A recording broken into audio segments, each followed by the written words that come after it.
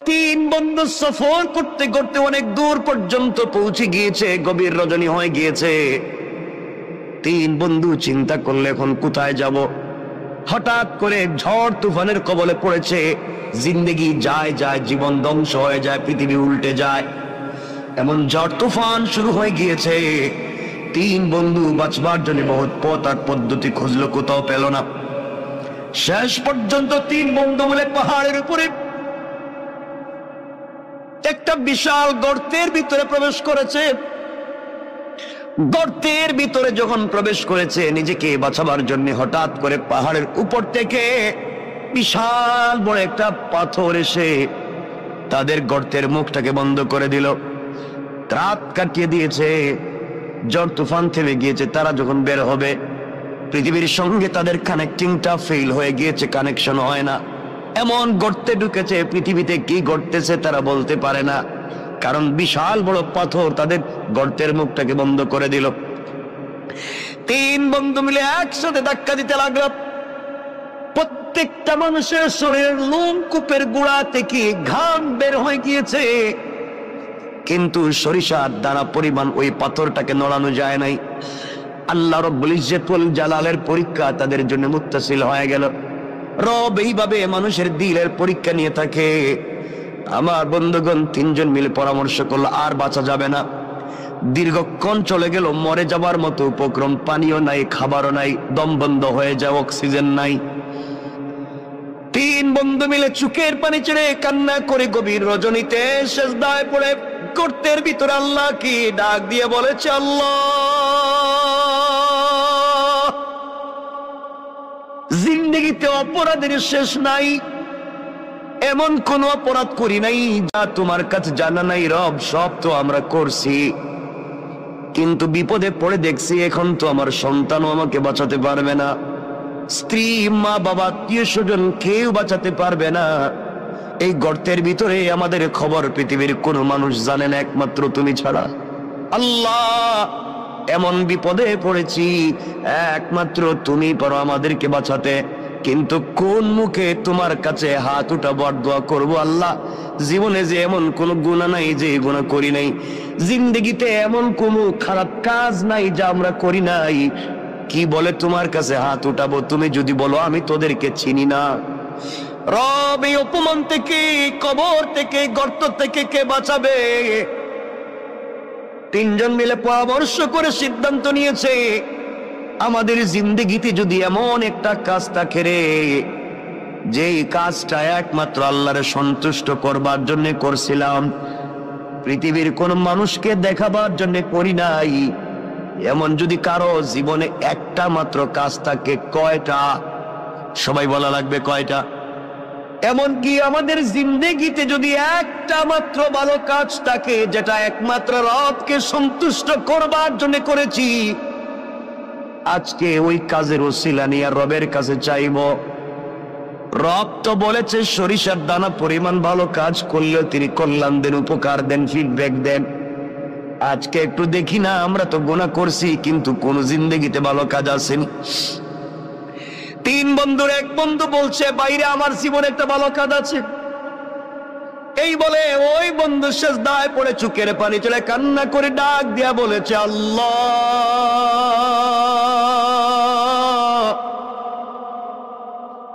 আমার জিন্দেগিতে একটা ভালো কাজের কথা আমার মনে পড়েছে।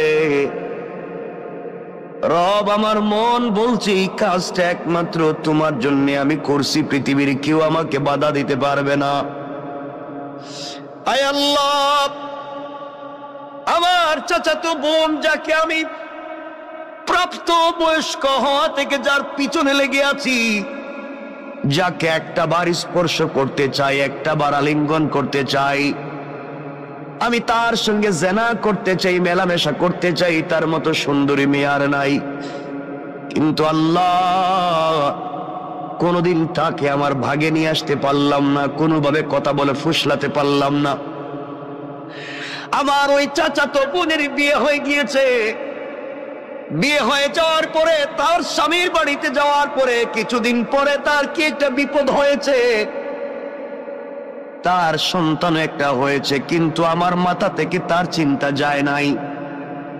আমি তখনও সুযোগ খুঁজছিলাম, বোনকে যদি কোনোভাবে পাই তার সঙ্গে জেনা করব। আল্লাহ, বোন আমার কাছে কিছু ঋণের জন্য আসছিল। আমি বলছি, বোন রে, তুই যখন আমার কাছে ঋণ চাইছ, যা চাইবে তাই দিব, ঋণ না একেবারেই দিব। বিনিময়ে তোমার কাছ থেকে আমি পার্সোনাল কিছু সময় চাই, পার্সোনাল টাইম চাই। তুমি কি আমাকে একাকিত্বে নির্জনে আমাকে সময় দিতে পারবা? আয় আল্লাহ তাআলা, আমার বোন দেখেছে এই পৃথিবীতে এই মুহূর্তে টাকা ছাড়া তার সন্তান বাঁচবে না, তার পরিবার চলবে না। সে টাকার জন্য রাজি হয়ে গিয়েছে, আমি তাকে টাকা দিয়ে দিয়েছি। আয় আল্লাহ, আমি নির্ধারিত সময় আর দিন বলে দিলাম। নির্ধারিত সময়ে যখন সে যে ঘর বলেছে, আমি এই ঘরে পৌঁছে গেলাম। আমি ঘরের ভিতরে গিয়ে দেখি আমার বোন চুকের পানি ছেড়ে ছেড়ে কান্না করে আল্লাহরে বলছে, আল্লাহ, পুরা জিন্দগি সতীত্বের হেফাজত করেছি, পুরা জিন্দগি নিজের চরিত্রের হেফাজত করেছি। আল্লাহ, আজ না আমি বড় বিপদগ্রস্ত। আল্লাহ, কিছু ঋণ আনবার কারণে ও আমার সাথে জেনা করতে চায়। কুকর্মগুলাকে দূর করে তোমার দ্বীনের বুঝ দিতে, আল্লাহ, তার ভিতরে কি তোমার ভয় ঢুকাইয়া দিতে পারো না? আমি ঘরের ভিতরে গিয়ে আমার বোনের হাত ধরেছি। বোন ডাক দিয়া বলছে, বাইরে, তোর ভিতরে কি আল্লাহর ভয় নাই? আল্লাহর কাছে ফিরে যাওয়ার কি তোমার ভয় নাই? রব বলেছে, ওয়াত্তাকু, ভয় করো ওই দিনকে, ইয়াওমান তুরজাউনা ফীহি ইলাল্লাহ, ভয় করো ওই দিনকে যেই দিন আমার কাছে তোমাকে ফিরে আসা লাগবে, ওই দিন তোমার হিসাব তোমাকে দেওয়া লাগবে। ও ভাই, তোর ভিতরে কি ভয় নাই? রব বলে দিয়েছে, ওই দিন যে অপকর্ম করবে, দুনিয়ার জমিনে যে গুনাহ করবে, কিয়ামতের দিনে আল্লাহ তার আমলনামা তার হাতে সোজা সোজা দিবেন না। হাতটাকে বুকের ভিতরে ঢুকাইয়া ভেঙ্গে পিছন দিকে দিবেন, আর ফেরেশতাদেরকে বলবেন, গোলামের হাতে তার কিতাব আমলনামাটা দিয়ে দাও। আল্লাহ বলবেন, ইকরা কিতাবাকা কাফা বিনাফসিকাল ইয়াওমা আলাইকা হাসিবা। বান্দারে, জীবনে যা করছো গোলাম, চলার পথে যা করছে, যে তোমার হাতে ধরাইয়া দিলাম, তুমি পড়ো। এমন সময় ফেরেশতারা বলবে, আল্লাহ, ওর মুখটা চোখটা তো সামনের দিকে, ওর হাত যে বুকের ভিতরে ঢুকাইয়া পিছন দিকে বের করলেন, আমলনামা তো পিছনে দিলেন, চেহারা সামন দিকে, আমলনামা পিছন দিকে, ও কেমনে দেখবে? আল্লাহ, আমলনামাকে ঘুরাইয়া সামনে নিয়ে আসবো। ও আবার ভাই, তুই শুন, আল্লাহ ডাক দিয়া বলবেন, না না,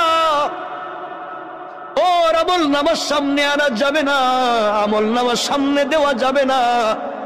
ফেরেশতারা বলবে, আল্লাহ, তাইলে আমলনামা পড়বে কেমনে?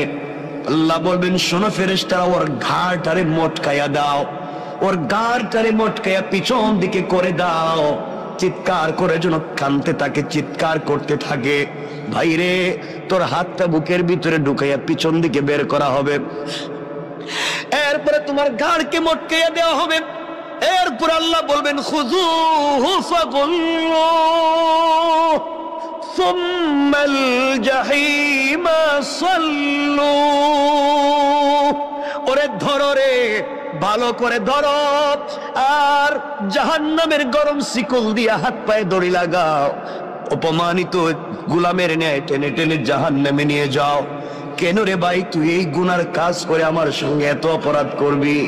কেন রে ভাই, তুই জাহান্নামের আগুনে জ্বলবি? ভাই, তোর মনে কি আল্লাহর ভয় নাই? তোমার মনে কি জাহান্নামে যাওয়ার ভয় নাই? তোমার মনে কি আল্লাহর সামনে দাঁড়াবার ভয় নাই? তুমি কেমনে আমার সঙ্গে ওই নাফরমানি করবা?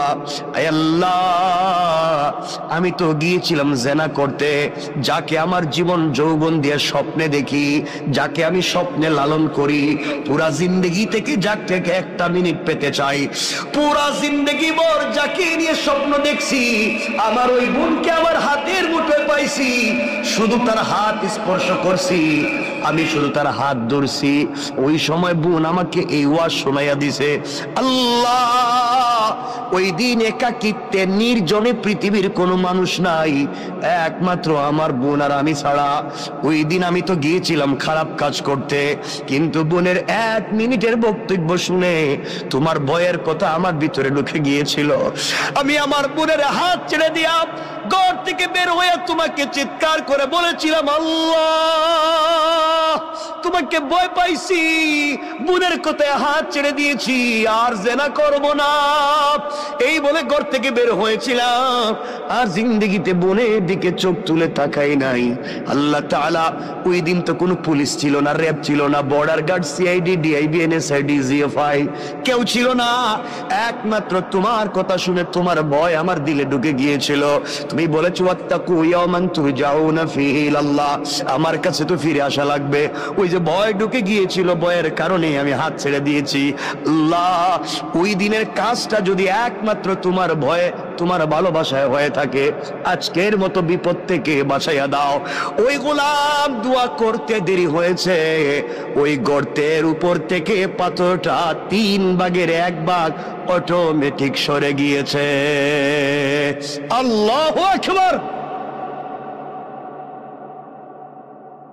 চিন্তা করেন কি বলতে চাই। আল্লাহর গোলাম বুঝতে পেরেছে। এবার আপনারাও বুঝেন, জীবনে ভালো কাজ করলে রব কিন্তু ফিডব্যাক দিবে। আপনি আল্লাহর পক্ষ থেকে বারাকাত পাবেন, এতে কোনো সন্দেহ নাই। কাজটা যদি হয় নির্বেজাল আল্লাহর জন্য, খালিস নিয়তি আল্লাহর জন্য যদি হয়, দুনিয়ায় ইজ্জতের জিন্দেগি পাবেন, আখিরাতেও রবের কাছ থেকে পুরস্কার পাবেন।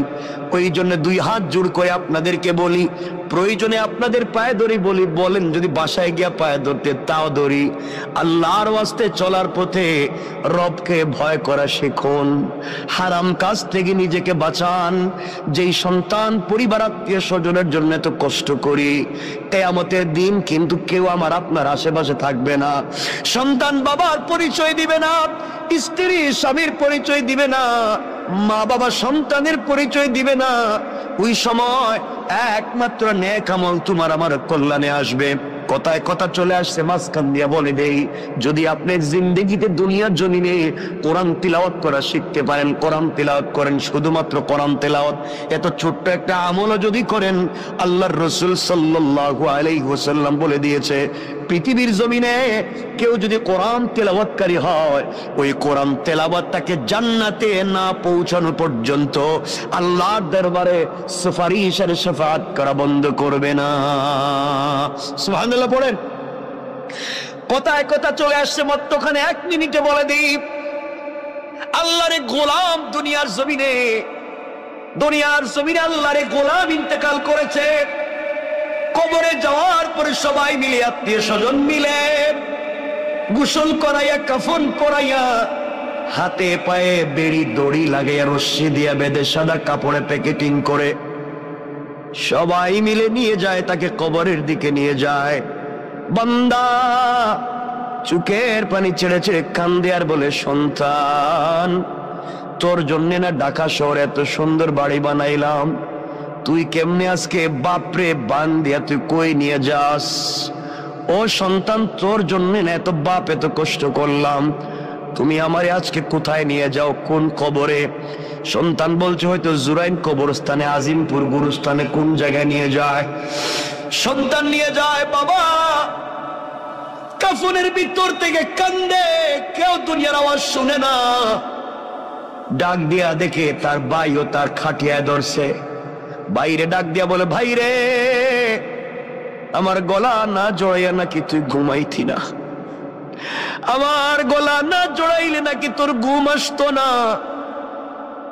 ছোটবেলায় 2 জন খেতে বসলে কত দুষ্টামি করছি, 2 ভাই মিলে দুনিয়ার জমিনে কত দুষ্টামি করলাম। কেমনে রে ভাই তুই আজকে আমাকে, কেমনে তুই আমাকে ভুলে গিয়া জাহান্নামের কবরের দিকে নিয়ে যাস? ভাইও কথা শুনবে না, তাকে দেখবে তার কলিজার টুকরা বন্ধু, সেও খাটিয়ে ধরে আছে, কবরের কাছে নিয়ে বলছে, মিনহা খালাকনাকুম ওয়া ফিহা নুঈদুকুম ওয়া মিনহা নুখরিজুকুম তারাতান উখরা। সবাই ডাক দিয়ে বলতেছে, ওখান থেকেই তুমি আসছিলা, আবার তোমাকে মাটিতে ঢুকাইয়া দিতেছি, কিয়ামতের দিন কিন্তু তুমি ওখান থেকেই উঠবা।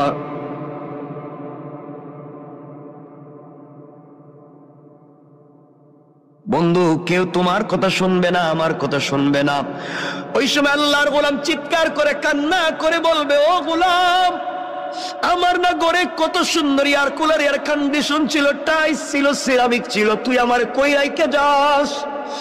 সবাই মিলে তোমাকে আমাকে কবরের ভিতরে শোয়াইয়া দিবে। মাটি উপর দিয়া দিয়া যখন সবাই চলে আসবে, আল্লাহর এক গোলাম কবরের ভিতরে কাঁদতেছে। এমন সময় ফেরেশতারা এসে তাকে জিজ্ঞেস করছে, মার রব্বুকা, ও গোলাম বলো না তোমার রবকে। গোলাম তো ঠিক মতো উত্তর দিতে পারে না, কারণ দুনিয়ায় রবের পথে চলে নাই।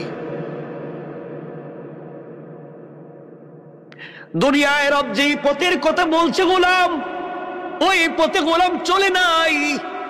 আজ গোলামকে কবরের ভিতরে বলছে মার রব্বুকা, গোলাম জবাব দিতে পারে না।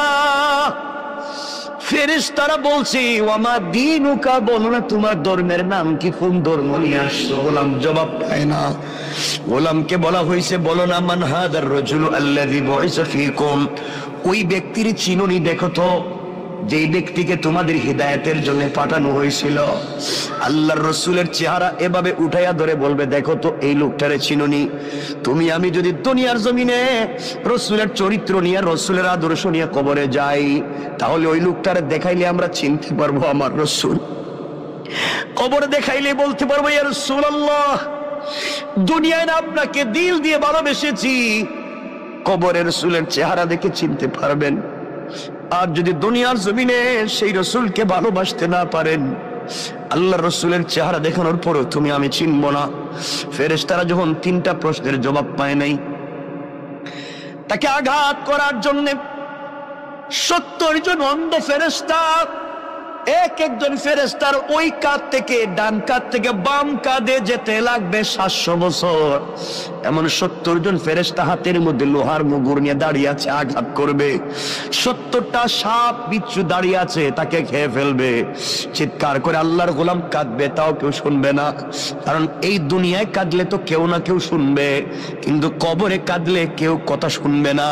ওই দিন একমাত্র রব শুনবেন। দুনিয়ায় রবে শুনাইয়া যাও, কবরে গেলেও রব তোমার কথা শুনবেন। এমন সময় গোলাম দেখতেছে কবরের 2 পার্শ্বের মাটি অনেক দূর পর্যন্ত চলে গিয়েছে। এত দূর পর্যন্ত মাটি গিয়েছে, আল্লাহর গোলামকে আঘাত করবার জন্য, কবরের মাটি চাপ দেওয়ার জন্য এভাবে আসতেছে। এক পাঁজরের হাড় অপর পাঁজরে ঢুকে যাবে। আল্লাহর গোলাম চক্ষু বন্ধ করে দিয়েছে। চক্ষু বন্ধ করে চিৎকার করে ডাক দিয়া কবরের ভিতরে বলছি, আল্লাহ, কেউ নাই, এই বিপদে আমার সন্তানও নাই, সন্তান আমার বিছানায় ঘুমায়, স্ত্রী হয়তো অন্যের হাত ধরে অন্য কাউকে বিয়ে করে ফেলেছে, বা এগুলা হয়তো আমার সম্পত্তি এত মুহূর্তে বাগ বাটুয়ারা করে ফেলছে। আল্লাহ, আমার দোকানের গদিতে হয়তো আরেকজন বসে গিয়েছে। আমি মনে করছিলাম আমি ছাড়া মনে হয় দুনিয়া চলবে না, এখন দেখি আমি ছাড়া আমার ঘরও চলে, আমি ছাড়া আমার দোকানও চলে। আজ এই সন্তানেরা আমাকে ছাড়া চলতো না, এরাও দেখি এখন চলে। যে স্ত্রী আমাকে জড়িয়ে না ধরে ঘুমাইতো না, স্ত্রীও দেখি চলে। আল্লাহ, দুনিয়া তো আগের জায়গায় আছে, কিন্তু আমি যে নাই, আমার কথা কেউ মনে করে না। গোলাম কান্দে, চিৎকার করে কান্দে। এমন সময় দেখে তার পাঁজরে হাত এক পাশে ঢুকায় দেওয়ার জন্য কবরে মাটি যখন তাকে আঘাত করবার জন্য আসছে, চিৎকার করে কাঁদতেছে। হঠাৎ করে অনুভব করে তার বুকের উপরে কে যেন ছোট্ট ছোট্ট পা দিয়া হেঁটে যায়। কিরে, আমার বুকের উপরে আবার হাঁটে কে? চক্ষু খুলে দিয়েছে। চক্ষু খুলে দেখে সবাই যার যার জায়গায় দাঁড়িয়ে আছে, কেউ আর আঘাত করে না। আর তাকাইয়া দেখে তার বুকের উপরে সবুজ চড়ুই পাখির মতো একটা পাখি তার বুকের উপরে হেঁটে হেঁটে যায়। আল্লাহু আকবার। গোলাম চিৎকার করে বলছে, কে রে তুমি? ডাইনে মাটি, বামে মাটি, নিচেও মাটি, উপরেও মাটি, তুমি কেমনে ঢুকলা? আমি তো অক্সিজেন নিতে পারি না। পাখি আল্লাহর কাছে বলছে, আল্লাহ তুমি আমার জবানটা খুলে দাও, আমি তোমার বান্দার সাথে 1 মিনিট কথা বলি। আল্লাহ পাখির জবান খুলে দিয়েছেন। পাখি চিৎকার করে বলছে, আল্লাহর গোলাম তুমি কাঁদবা না, তুমি আজকে টেনশন করবা না, তুমি অনেক কথার জবাব দিতে পারো নাই, কিন্তু আমি কি, আমি দুনিয়ার গাছের ডালে ডালে বসে সাধারণ পাখি না, আমি দুনিয়ায় বসবাস করার দুনিয়ার কোন প্রাণী আর পাখি না, আমি হলাম তুমি এত কিছুর ভিতরেও যে প্রতিদিন ঘুমানোর আগে, এশার পরে ঘুমানোর আগে তুমি যে প্রতিদিন সূরা মুলক তিলাওয়াত করে ঘুমাইতে, আমি হইলাম সেই সূরা মুলক। আল্লাহ আমাকে পাখির সূরত ধরাইয়া তোমার বুকের উপরে বসাইয়া দিয়েছে। ও আল্লাহর গোলাম, নাওম কা নাওমাতিল আরুস, তুমি আমার ডানার নিচে ঘুমাও। এই বলে ছোট্ট পাখিটা তার 2টা ডানা কবরের 2 পারে ধাক্কা দিয়ে রেখে দিয়ে বলছে ঘুমাও। বান্দা বলছে, পাখি রে, তোর পাতলা হালকা 2টা ডানা দিয়া কি কবরের মাটিরে আটকায় রাখতে পারবে? পাখি বলতেছে ঘুমাও। ফুলসজ্জার রাত্রে স্বামী স্ত্রী যেভাবে ঘুমিয়ে যায়, কখন সূর্য উদিত হয় বলতে পারে না, কখন সকাল হয় বলতে পারে না, তুমি এইভাবেই আমার ডানার নিচে ঘুমাইয়া যাও, কিয়ামতের দিন পর্যন্ত আমি তোমার বুকের উপরে বসে গেলাম, এই কবরে কেউ তোমাকে আযাব দিতে পারবে না। আল্লাহর গোলাম, তাও তোমাকে বলে দিলাম, আমি তো সূরা মুলক তোমাকে জানাইয়া দিলাম, কবরেও তোমাকে হেফাজত করব, পুলসেরাতেও করব, মিজানেও করব, যতক্ষণ পর্যন্ত সুপারিশ করে শাফাআত করে আল্লাহর জান্নাতে তোমাকে না পৌঁছাবো, ততক্ষণ পর্যন্ত আমি সূরা মুলকের সুপারিশ তোমার পক্ষ থেকে আল্লাহর দরবারে আমি বন্ধ করব না।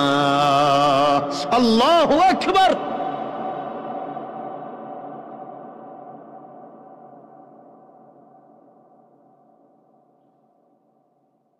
চিন্তা করেন।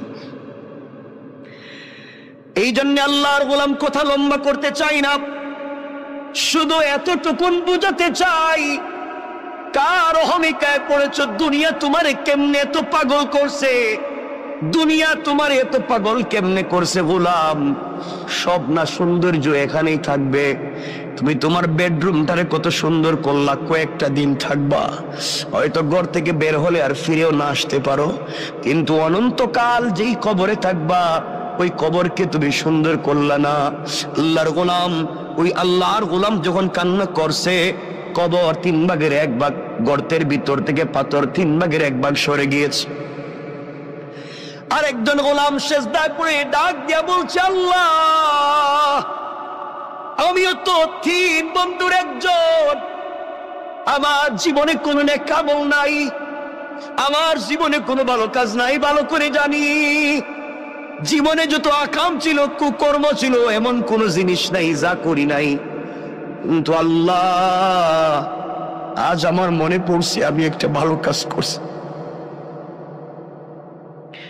আজ আমার মনে পড়েছি আমার জিন্দেগিতে একটা ভালো কাজ আছে, এই কাজটা শুধু তোমাকে সন্তুষ্ট করবার জন্য আমি করছিলাম, দুনিয়ার কোনো মানুষকে দেখাবার জন্য আমি করি নাই। আল্লাহ, আমার ঘরে একজন কর্মচারী ছিল, ওই কর্মচারী কোনো একটা কারণে তার বেতন না নিয়ে আমার কাছ থেকে চলে যায়, আমি তারে অনেক খোঁজাখুঁজি করে পাই না, কর্মচারীর বেতন দেব, খুঁজতে খুঁজতে আমি তারে পাই না, কোথায় গেল নাই নাই।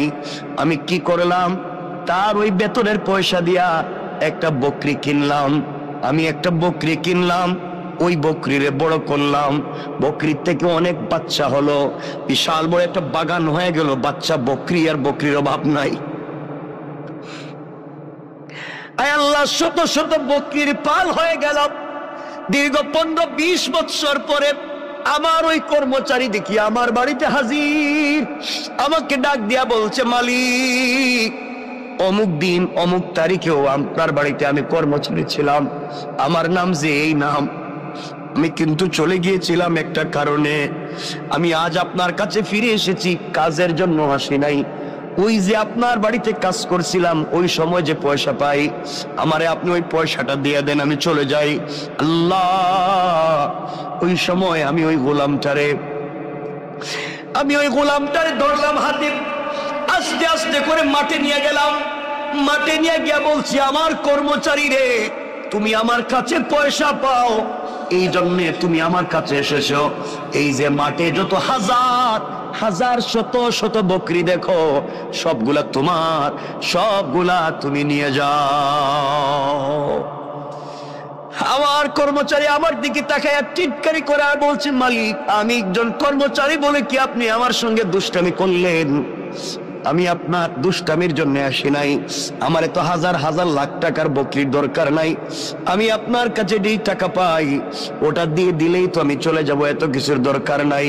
আল্লাহ, ওই দিন আমি বলেছিলাম, কর্মচারী রে, তুই যে আমার কাছে যেই পয়সা পাস, ওই টাকা দিয়ে আমি একটা বকরি কিনছিলাম। ওই বকরি কিনে বাচ্চা দিতে দিতে দিতে দিতে তো হাজার হাজার হয়েছে। এই জন্য একটাও আমার না। এতদিন আমি ছিলাম আমানতদার, তোর এগুলার দেখাশোনা করছি, তোর জিনিসরা আমি দেখাশোনা করে রাখছি। জানি না ঠিক মতো আমানত রক্ষা করতে পারছি কিনা, তোমার সম্পদের আমানত রক্ষা করতে পারলাম কিনা। মালিক তার কর্মচারীরে বলতেছে, আর আমরা কর্মচারীর সঙ্গে যে ব্যবহার করি, মনে রাখবেন আজকে সে কর্মচারী, কাল হয়তো আখেরাতে সে মালিক হয়ে যাবে। আপনি গোলামের মতো তার পিছনে ঘুরবেন। তার দিলে যদি কষ্ট দেন, কোনোভাবে যদি সে কষ্ট পায়, কিয়ামতের দিন বুঝবেন কর্মচারীর আপনার কি প্রয়োজন, ওই দিন বুঝবেন। এই জন্য আল্লাহর ওয়াস্তে, আল্লাহ যাদেরকে পয়সার মালিক বানাইছেন, কর্মচারীর সঙ্গে খারাপ আচরণ করবেন না, খারাপ ব্যবহার করবেন না। আমার বন্ধুগণ, ওই দিন বুঝবেন আমার কথাটার কত দাম ছিল, কত লউড ছিল। আল্লাহর গোলামের কথা শুনে কর্মচারী সিজদায় পড়ে ডাক দিয়া বলেছে, আল্লাহ, যেই মালিক কর্মচারীর পয়সার আমানত রক্ষা করার জন্য এত বড় বড় বড় বিজনেস বানাইছে, বকরির পাল বানাইছে, আল্লাহ, আমার ওই মালিক রে দুনিয়ায় ইজ্জতের জিন্দেগি দিও, ইন্তেকালের পরে জান্নাতুল ফিরদাউস দিও। আল্লাহু আকবার। আয় আল্লাহ, ওই দিন যে হাসি মুখে আমি আমার কর্মচারীর কাছে যে সম্পদগুলা তাকে ফিরাইয়া দিলাম, তার ওই টাকা দিয়া যে এত কিছু বানাইলাম, আমি চাইলে ওই সময় তাকে যে টাকা সে পায়, 500 দিনার 100 দিনার দিরহাম পায়, ওটা দিয়ে দিলেই সে খুশি হয়ে যাইতো। কিন্তু এতদিন পরে আসছে, আমি তারে একটা বকরি দিলেই সে খুশি হয়ে যাইতো। আমি তারা যে হাজার হাজার বকরি দিয়ে দিলাম, এই যে একমাত্র আমানত রক্ষা করার জন্যে, আমানত রক্ষা করলাম। এই যে তোমাকে ভালোবেসে তোমার ভয়ে আমি ওই কাজ করলাম। আল্লাহ, ওই দিনের কাজ যদি তোমার কাছে পছন্দ হয়, আজ কি তুমি আমাদেরকে বিপদ থেকে বাঁচাতে পারো না? তুমি না বলছো ভালো কাজ করে দোয়া চাও, কল্যাণের কাজ করে কল্যাণের উসিলা নিয়ে দোয়া চাও। আয় আল্লাহ, এই ভালো কাজের কথা স্মরণ করে তোমার কাছে হাত উঠে দোয়া চাইলাম। বলো না, তুমি কি আমাদেরকে ক্ষমা করে দিবা না, বাঁচাবা না? আল্লাহর গোলাম ওইভাবে কান্না করে দোয়া করতে দেরি হয়েছে, তাদের মাথার উপর থেকে ওই পাথরের 3 ভাগের 2 ভাগ সরে গিয়েছে। আল্লাহু আকবার। 2 ভাগ সরে গিয়েছে।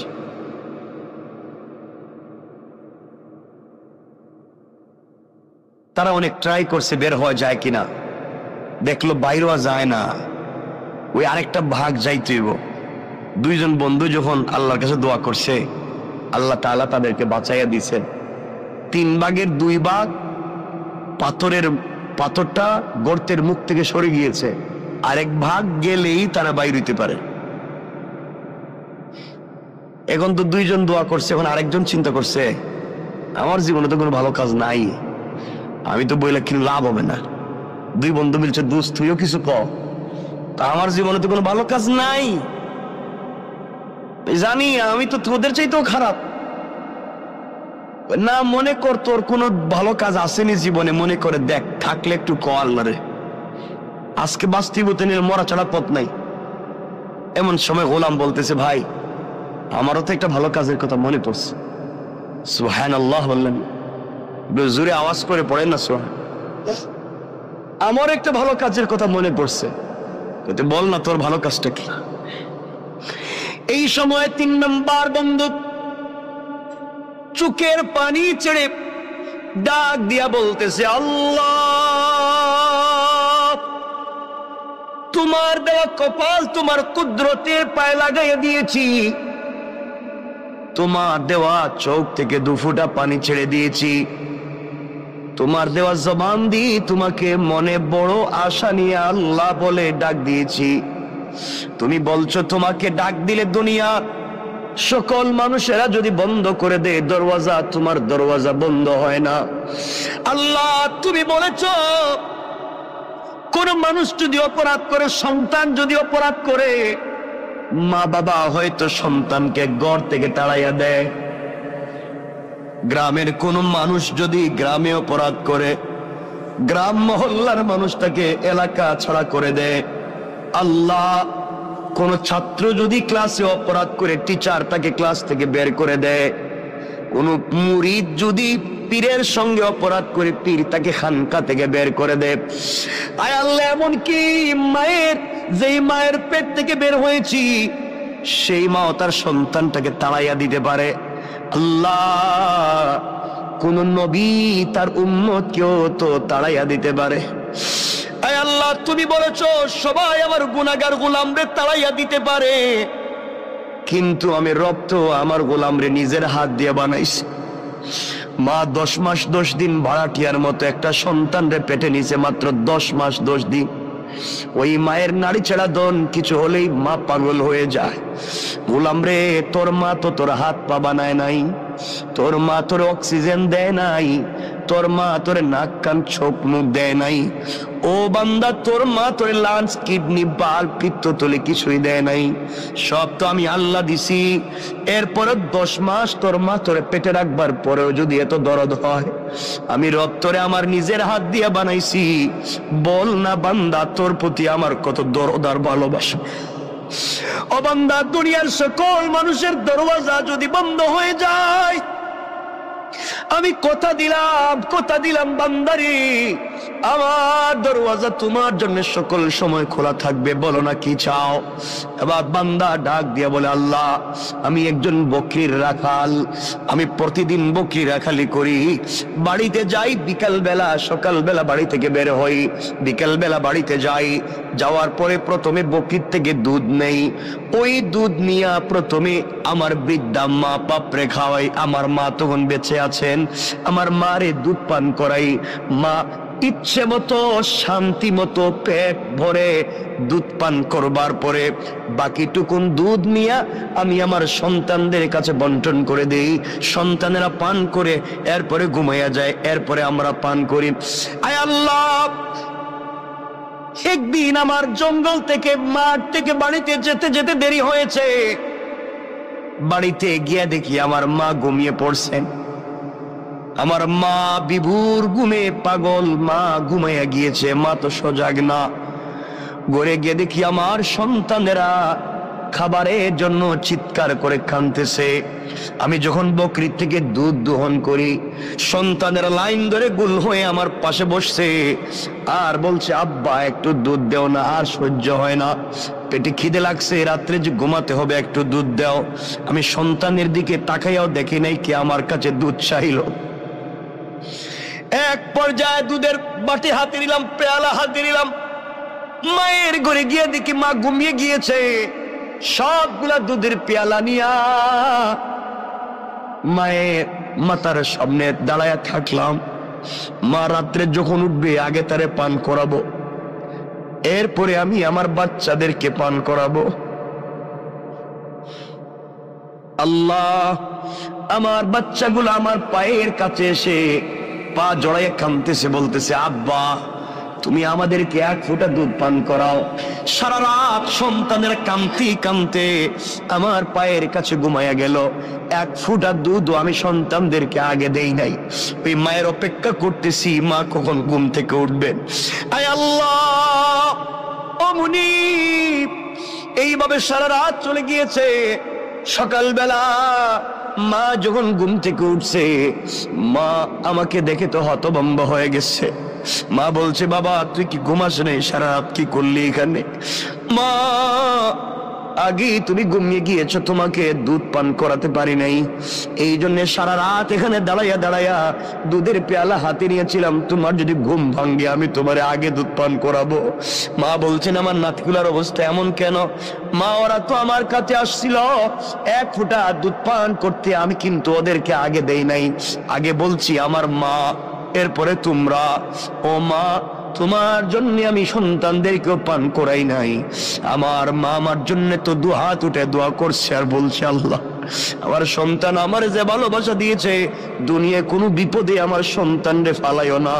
আয় আল্লাহ, ওই দিনের কাজ একমাত্র তোমাকে খুশি করার জন্য মায়ের জন্য দাঁড়িয়েছিলাম। আয় আল্লাহ তাআলা, চাইলে আমি আমার সন্তানদেরকে দুধ পান করাইতে পারতাম, চাইলে আমিও পান করতে পারতাম, চাইলে আমার স্ত্রীরও পান করাইতে পারতাম। মা যখন উঠবে তখন দিব, মায়ের জন্য তো অপেক্ষা করা দরকার ছিল না। একমাত্র তোমাকে ভালোবেসে, তোমাকে মোহাব্বত করে, তোমাকে পাওয়ার জন্য, তোমাকে খুশি করার জন্য আমি যে কাজ করছি, এই কাজটা যদি ওই দিন তোমার কাছে পছন্দ হয়ে থাকে, আজকের বিপদ থেকে আমাদেরকে বাঁচাইয়া দাও ওসিলা নিলাম। বলতে দেরি হয়েছে, কসম কসম রব্বে পাকের জাতে, ওই গোলাম দোয়া করে বলতে দেরি হয়েছে, পুরাটা পাথর তাদের গর্তের মুখ থেকে সরে যাইতে 1 মিনিটও দেরি করে নাই। সুবহানাল্লাহ জুড়ে। আমার বন্ধুগণ, 3 বন্ধু বেঁচে গিয়েছেন, এই জন্যে কথাটা তো শুরু করছিলাম ওখানেই। জীবনে যদি সরিষার দানা পরিমাণও ভালো কাজ করেন, রব কিন্তু তোমাকে আমাকে এটা দিবে। আল্লাহ কোরআনে বলছেন, ফামাইয়ামাল মিসকালা যাররাতিন খায়রান ইয়ারা, সরিষার দানা পরিমাণ যদি ভালো কাজ করো, ওটারও কিন্তু বদলা দিব। ওয়া মাইয়ামাল মিসকালা যাররাতিন শাররান ইয়ারা, আর তোমরা যদি খারাপ কাজ করো সরিষার দানা পরিমাণ, তারও হিসাব দেওয়া লাগবে। এই জন্য দুহাত জোর করে যেই কথা শুরুতেই বলছিলাম, দরকার হলে পায়ে ধরে বললাম, আল্লাহর ওয়াস্তে চলার পথে ভুল তো করবো না, মানুষের হক মারবো না, আমানতের খেয়ানত করবো না, অন্যায় আচরণ করবো না, ছোট থেকে ছোট হলেও আল্লাহকে সন্তুষ্ট করার জন্য ভালো কাজ করব।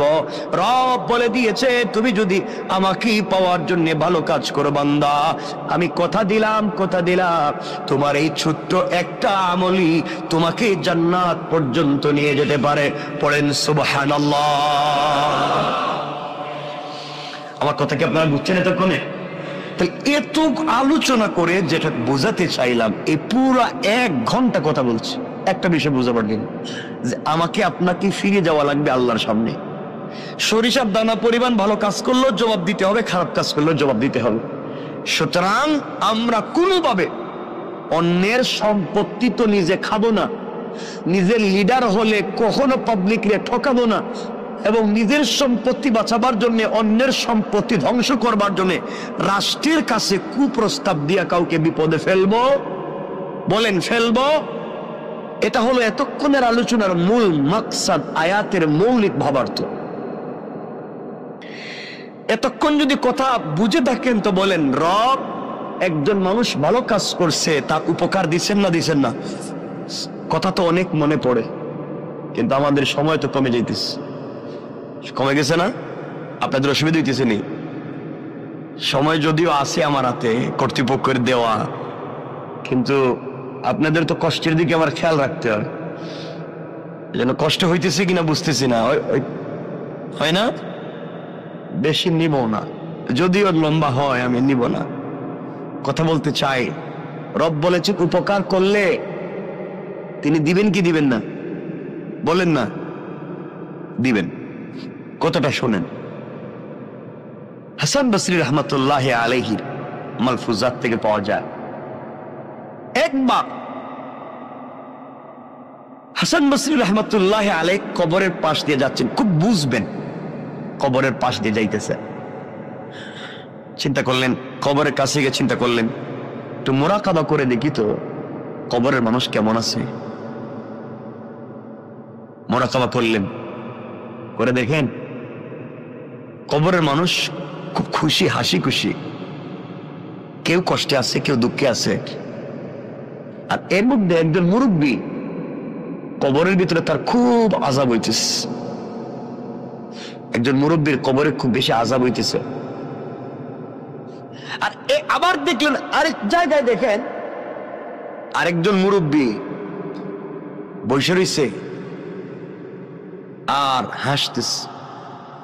তিনি কিছু দুরূদ পড়লেন, তিনি কিছু দোয়া করলেন, এই সওয়াবগুলো আল্লাহ তাআলা কবরে পৌঁছাইয়া দিলেন।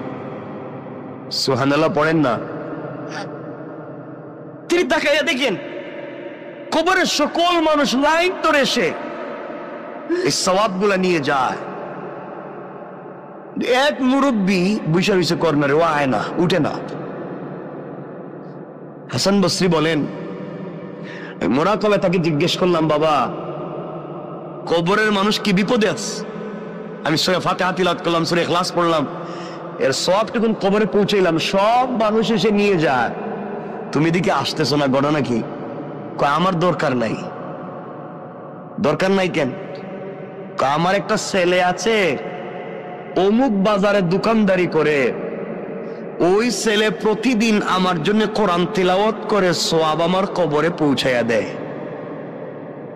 আমি আমার সন্তানের উপরে খুশি, সন্তান সারাদিন বাজারে দোকানদারি করে, ফাঁকে ফাঁকে সময় পাইলেই আমার জন্য তিলাওয়াত করে সওয়াব পাঠায়। এই জন্য আমার তাড়াহুড়া নাই, আমি একটা ছেলে রেখে আসছি দুনিয়ায়, খুব ভালো। ওই ছেলেটা আমি বাপরে বইলা যায় নাই, এই জন্য সন্তান রে ভালো মানুষ বানাইছিলাম। কবরে আসার পরে সন্তান আমার জন্য দোয়া দুরূদ পড়ে আমার জন্য আমল পাঠায়। আর আমরা এমন সন্তান রাইখা যাই, বাপ মারা যাওয়ার আগেই এর মাইরা ফেলায়। কথা বলেন না কেন? মা বাপ মারা যাওয়ার আগে এমন কষ্ট দেয়, তো এমনি জিন্দা মরে যায়, খাবার দেয় না, বউরে নিয়ে আলাদা থাকে, মা বাপরে দেখতে পায় না, মা বাপের সঙ্গে ভালো আচরণ করে না, স্ত্রী সন্তান যা বলে তাই শুনে, মা বাপকে এই ভালো জায়গায় রাখতে চায় না, মা বাপের ঠিক মতো ওষুধপাতি দেয় না, খবরাখবর রাখতে পারে না, মা বাপকে পয়সা দিলে হিসাব করে। এই সমস্ত নাফরমানি আমাদের ভিতরে হর হামেশা হয়ে গেছে, ঠিক না?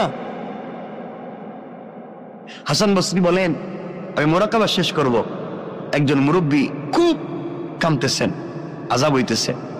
আমি জিজ্ঞেস করলাম কারণ কি? মুরব্বী বলছেন, বাবা আমার একটা মেয়ে আছে। কি আছে?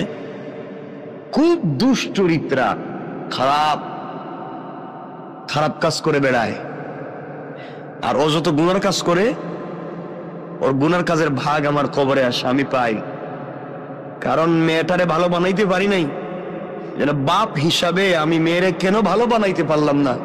ওই মেয়ে খারাপ কাজ করলে আমার কাছে গুনাহ চলে আসে। আর ওই বেচারা বলতেছে, আমার ছেলে দুনিয়া তেলাওয়াত করে আমার কাছে সওয়াব চলে আসে। অর্থাৎ সন্তানকে যদি ভালো মানুষ বানাইয়া যেতে পারেন, সন্তান ভালো কাজ করলে তারও একটা অংশ পাবেন, সন্তান খারাপ কাজ করলে তারও একটা। তিনি বললেন, বাবা আমার মেয়েটা অমুক গ্রামে থাকে, তুমি যদি পাও,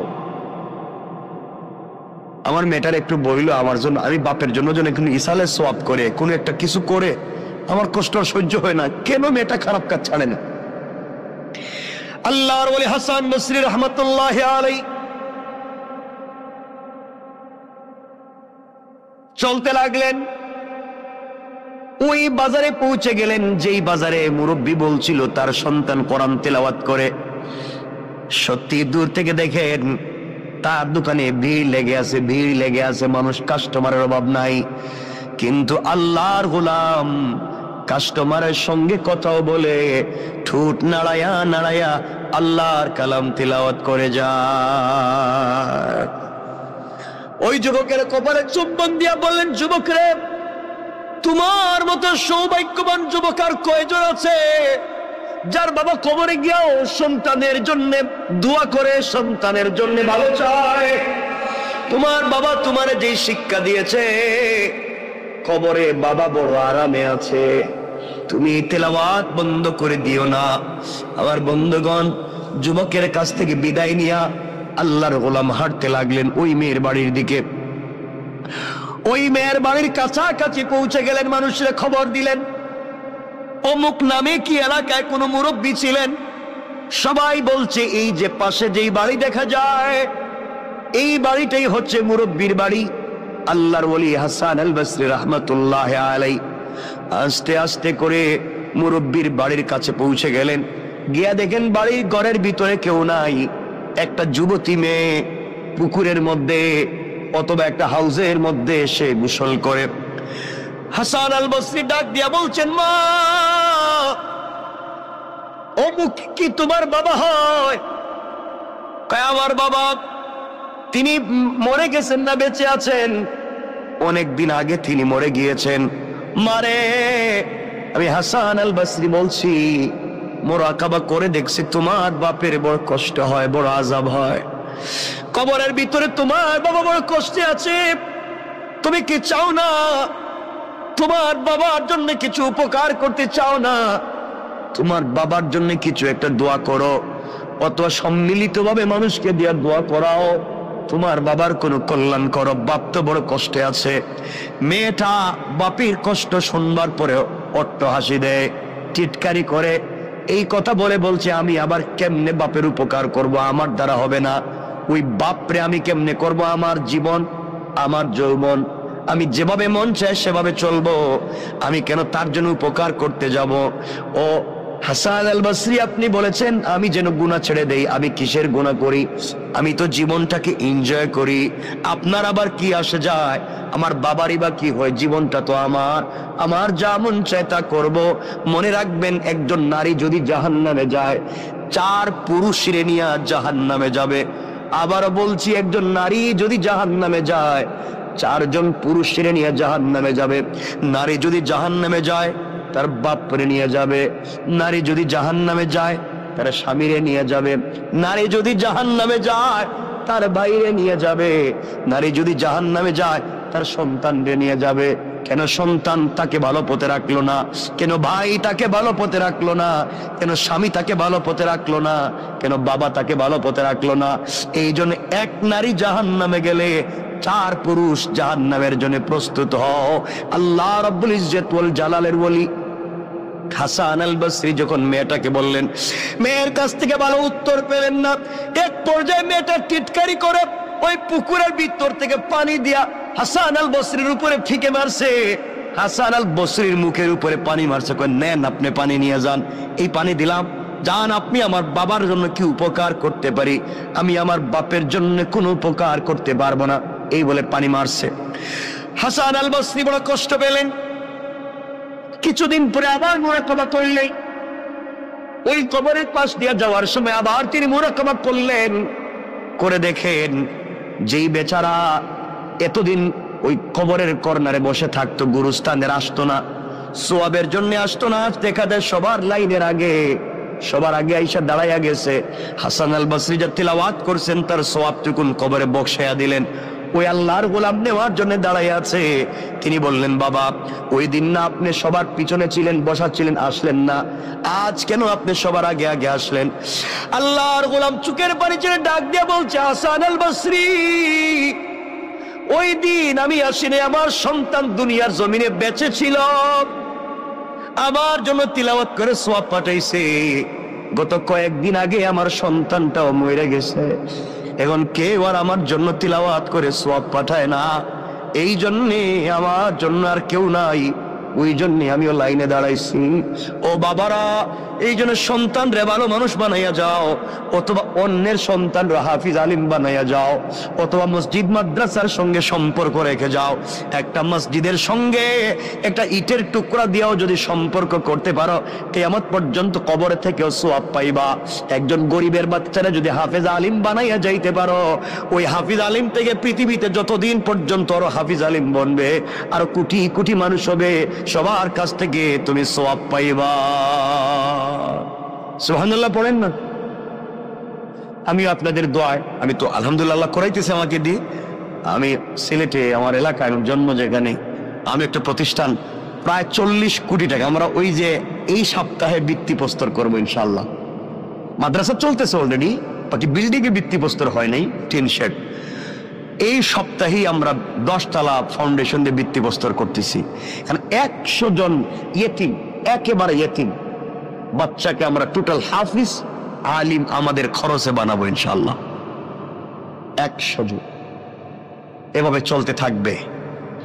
আমরা নিচে মসজিদ করতেছি 2 তলা পর্যন্ত, উপর থেকে মাদ্রাসা করতেছি, মহিলাদের জন্য আইটি করতেছি, কারিগরি করতেছি, মহিলাদের জন্য এবং বাচ্চা পুরুষের জন্য আমরা একটা মিক্স, আমরা একটা ভালো ব্রিটিশ কারিকুলামে আজহার এবং মদিনার আদলে একটা ইংলিশ মিডিয়াম ইন্টারন্যাশনালি একটা মসজিদ, মাদ্রাসা এবং স্কুলকে একীভূত করে একটা শিক্ষা সিলেবাস তৈরি করতেছি।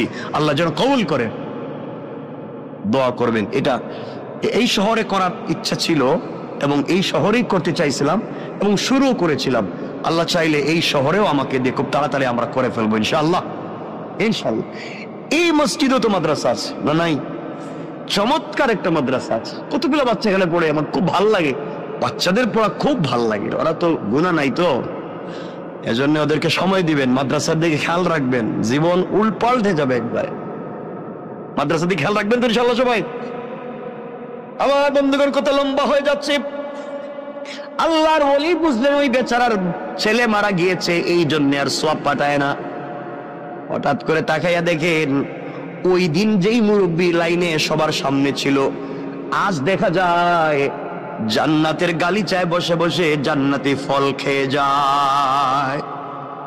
আশ্চর্য হলে মোর মেয়ে তো জিনাকারী,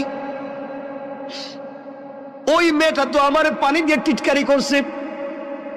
ওর বাবা কবরে এত শান্তি পাইলো কেমনে জানতে চাই। জিজ্ঞাসা করে, বাবা তুমি আজকে কবরে তো শান্তি কেমনে? তোমার মেয়েরে তো বলছিলাম। আপনি আমার মেয়েরে বলছিলেন, আমার মেয়ে আমার জন্য এত বড় ভালো কাজ করছে, ওই ভালো কাজের উসিলায় আল্লাহ আমাকে মাফ করে জান্নাত দিয়ে দিয়েছে। আল্লাহর ওলি বলেন, না না, তোমার মেয়ে কোনো ভালো কাজ করে নাই। কই, আমি বলার পরে আমার এনে টিটকারি করছে। তোমার মেয়েটাকে তো কোনো ভালো কাজ করতে দেখলাম না, তো জিনাকারিনী। আল্লাহর ওই মুরাকাবায় গিয়ে দেখেন ওই মেয়েটা টিটকারি করে, মস্করা করে, এক হাতের মধ্যে পানি নিয়া, এক মুষ্টির মধ্যে পানি নিয়া হযরতে হাসান বসরির উপরে যে মারছিল, ওই পানিটা জমিনে পড়ছে। জমিনে ফাঁকা ছিল, ফাঁকার মধ্যে অনেক দিন থেকে একটা ব্যাঙ হা করে আসমানের দিকে তাকাইয়া বলছে, আল্লাহ তুমি কি বৃষ্টি দিবা না? তুমি কি আমারে পানি পান করাইবা না? আমি যে মরে যাই কোন দিন মরি কেউ খবর রাখবে না। আল্লাহ তুমি কি আমাকে একটু পানি পান করাইয়া তো মারবা? ওই সময় ওই বেজে হাসান বসরির উপরে পানি মারছে, ওই পানিটা গিয়া ব্যাঙের মুখের মধ্যে পড়ছে। আল্লাহু আকবার, জোরে বলেন না। ব্যাঙ ওই পানি পান করে চিৎকার করে বলছে, আল্লাহ যে আমারে পানি পান করাইয়া বাঁচাইলো, তার কেউ যদি কবরে থাকে, আল্লাহ এর ওসিলায় তারে মাফ করে জান্নাত দিয়া দাও। আল্লাহ ওই দুয়ারে কবুল করছে, এই জন্য আল্লাহ আমার মাফ করে দিয়া জান্নাত দিয়ে দিয়েছে। পড়েন সুবহানাল্লাহ।